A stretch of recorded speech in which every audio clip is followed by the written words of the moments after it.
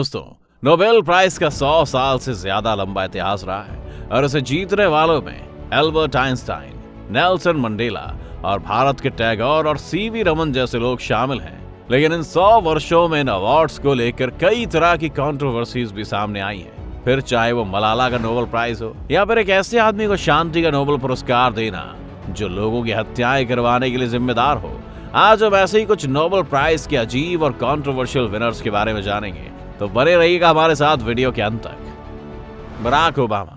इन controversial winners की सूची में जो सबसे पहला नाम आता है वो है बराक ओबामा। जी हाँ, हम जानते हैं कि नाम आपको सुनने में अजीब जरूर लग रहा होगा, लेकिन बराक ओबामा को शांति के लिए नोबेल पुरस्कार मिल चुका है। हैरानी की बात तो ये है कि ये पुरस्कार उन्हें अमेरिका का राष्ट्रपति चुने जाने के 1 साल के अंदर अंदर ही मिल गया था, जहां उस वक्त भी इस प्राइज को लेकर लोगों ने सवाल उठाए थे। ओबामा की सत्ता का अंत आते आते तो लोगों ने इस पर और भी ज्यादा हंगामा करना शुरू कर दिया था। एक्चुअली ओबामा से पहले अमेरिका ने इराक और अफगानिस्तान पर हमला करते हुए जंग छेड़ी हुई थी और अमेरिकी जनता अपनी सरकार की इन फिजूल की कार्यवाहियों से तंग आ गई थी। तब ओबामा ये जंग बंद करवाने का वादा करके सत्ता में आए थे, लेकिन ओबामा के पूरे कार्यकाल में इन जंगों को बंद करना तो छोड़िए, अमेरिका ने इराक, सीरिया, यमन समेत 4 और देशों पर हमला कर दिया। और अफगानिस्तान की जंग कराने में तो आप जानते ही अमेरिका ने हाल ही में क्या मुश्किलें देखी है। इसीलिए मांग उठनी शुरू हुई कि ओबामा के राष्ट्रपति बनने के बाद जल्दबाजी में उन्हें दिया गया शांति पुरस्कार उनसे वापस ले लिया जाए। एंटोनियो इगाज मोनेज। एंटोनियो इगाज मोनेज को साल 1949 में चिकित्सा या मेडिसिन के क्षेत्र में नोबेल पुरस्कार से नवाजा गया। उन्हें अवार्ड देने की वजह थी उनका नया ट्रीटमेंट मेथड, जो कि मानसिक रोगों में काफी कारगर साबित हो रहा था।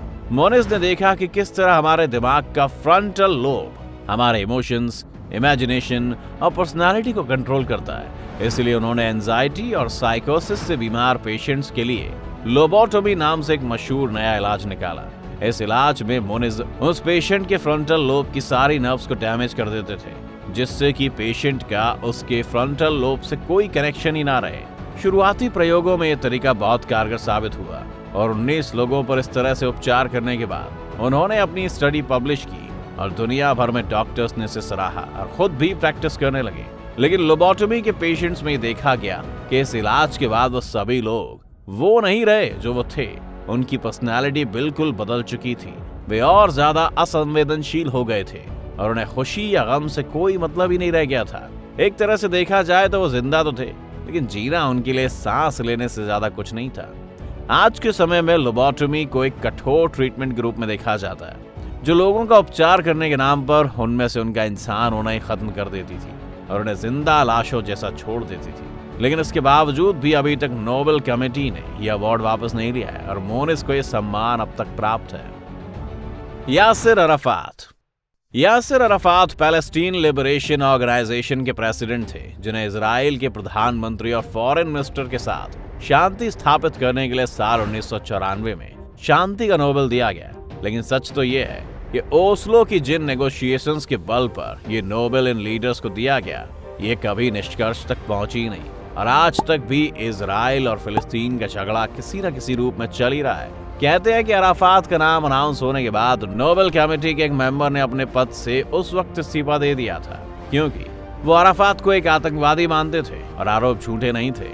1994 को अराफात ने कई मासूम इजरायली लोगों की जानें ली थी और ये बात उस वक्त जग जाहिर थी। शांति का नोबेल पुरस्कार मिलने के बाद भी 2004 में अपनी मौत तक भी अराफात का रवैया नहीं बदला और यह माना जाता कि वो कई और लोगों की मौत के जिम्मेदार बने। अराफात का नोबेल पुरस्कार लेने की भी मांगे काफी तेज हो रही हैं। ऑन्ग सान सू की। नोबेल शांति पुरस्कार विजेताओं की बात हो ही रही है, तो यहाँ पर ऑन्ग सान सू की बात करना भी जरूरी है। वर्ष 1991 में सू की को ये नोबेल प्राइज म्यांमार की सैनिक तानाशाही के खिलाफ आवाज उठाने के लिए दिया गया था। इसके बाद भी उन्होंने म्यांमार को एक डेमोक्रेसी में बदलने में बड़ी भूमिका निभाई और अभी कुछ वक्त तक वो वहां की प्रधानमंत्री भी थी।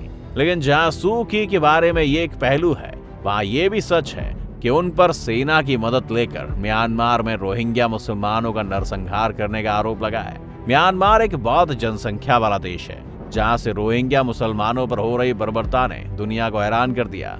इसका असर भारत और बाकी देशों में भी देखने को मिला। इन आरोपों के बाद सू की से उनके ज्यादातर अवार्ड वापस ले लिए गए, लेकिन नोबेल कमेटी ने अब तक ऐसा कोई कदम नहीं उठाया है। Nobel prize for Indians. Nobel committee के भारत और भारतीयों से जुड़े काफी विवाद रहे हैं। नोबेल कमेटी पर यह इल्जाम लगता रहा है कि उन्होंने जानबूझकर अतीत में कुछ भारतीय नॉमिनेशंस को नजरअंदाज किया। इसमें जो पहला नाम आता है वो है सत्येंद्र नाथ बोस का, भारत का वो महान वैज्ञानिक जिसके नाम पर दुनिया के आधे पार्टिकल्स बोसॉन्स का नाम रखा गया है। बोस आइंस्टाइन कंडेंसेट नाम के मैटर की 5th स्टेट भी एल्बर्ट आइंस्टाइन और बोस के नाम पर रखी गई है, जिनकी रिसर्च ने इस क्षेत्र में विज्ञान को एक नई दिशा दी। लेकिन जहां आइंस्टीन के पास फिजिक्स का नोबेल है, बोस के पास नहीं है। यह अकेला ऐसा वाक्य नहीं है। इसके बाद भी भारत के मेघनाथ साहा को नोबेल प्राइज से वंचित रखा गया।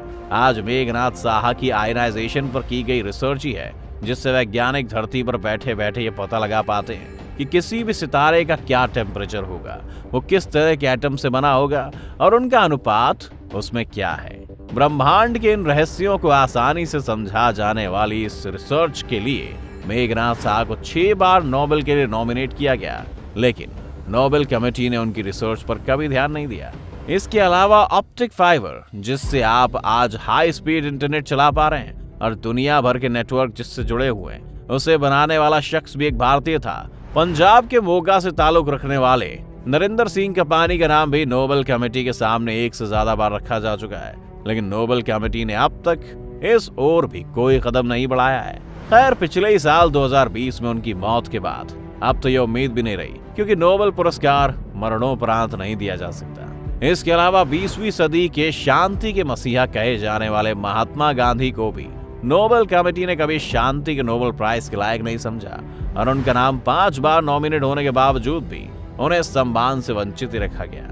नोबेल कमेटी का भारतीयों के खिलाफ ये अजीब रवैया चिंताजनक विषय है, जो कभी कभी हमारे देश में एक बड़ी बहस भी छेड़ देता है। पर क्या आपको लगता है कि क्या वाकई नोबेल कमेटी को भारत से कोई परेशानी है, या ये महज एक इत्तेफाक भर है? अपनी राय हमें कमेंट सेक्शन में जरूर लिखिए।